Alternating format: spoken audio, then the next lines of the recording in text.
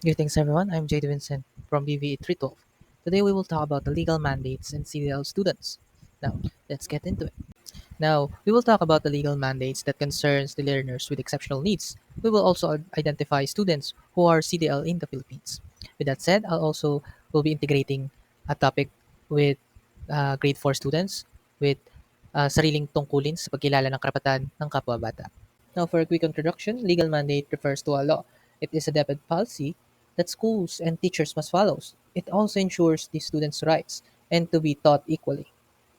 Now, for the cultural and linguistically diverse students, or CLD, according to DepEd and DepEd Order 62 and 74 in 2019, culturally and linguistically diverse learners include children from indigenous groups and those who speak different from the mother tongue, migrants, and learners who have a cultural and religious background.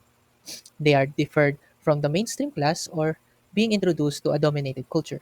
Now, what happens if a CLD learner are not recognized in this dominated culture? They may feel left out, bullied, or even unable to participate fully. It also breaks their rights as students and as children. Now, what legal mandates protect the CLD learners against discrimination and have their overall being kept in check? We have a list here where first is 1987 Philippine Constitution, where it recognized regional languages. RA 10533, which requires education to be learner-centered and responsive to diversity.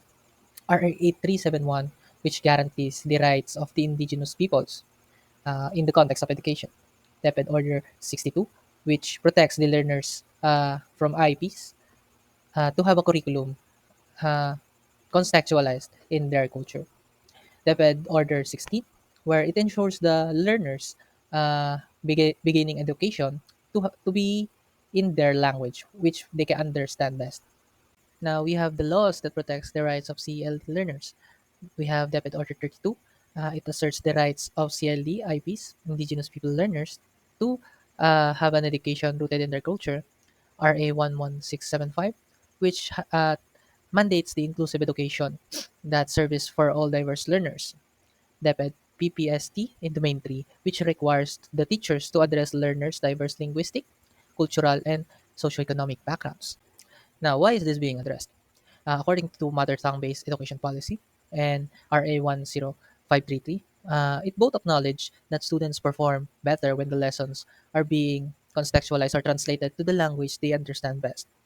It also prevent the Filipino learners to be excluded and be at advantage when their language and culture are not being recognized or acknowledged within the dominated culture.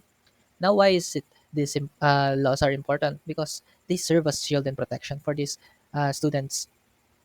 It also ensures the students with diverse needs to be included and to be educated, assessed fairly and accurately. Then, why must teachers be knowledgeable about these laws? Teachers are directly involved to the students. They are also responsible for gathering information for assessment. They also the ones to implement appropriate assessment to accommodate the learners' diverse needs. I also listed some legal mandates. These legal mandates are to fulfill their duty as educators, to avoid discrimination and ensure fair treatment, design lessons and assessment that are aligned with the students' culture and language. It also to have them affirm the CLD learners' identity and dignity. It also to help CLD learners to succeed academically using their own language that they understand best. It also to have teacher teach other students within the class to treat their peers or classmates with empathy, respect, and equality. Uh, so next, now why a different approach for CLD learners? Because it is because one size fits all education does not work.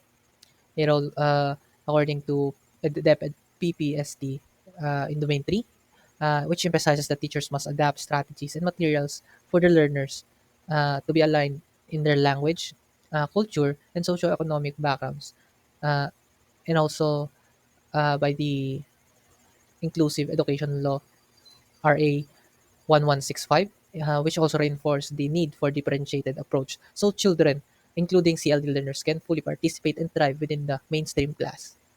Now, how do we identify CLD learners?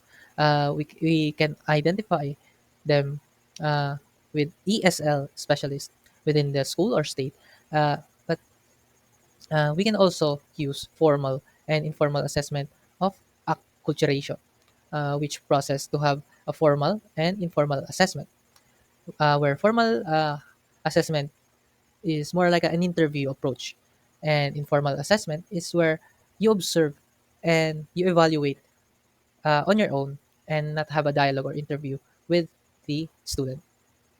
Now, to integrate assessment strategies for CLD learners that are grade 4, I'll be also integrating the topic of sariling tungkulin sa pagkilala sa kaprapatan ng kapwa-bata.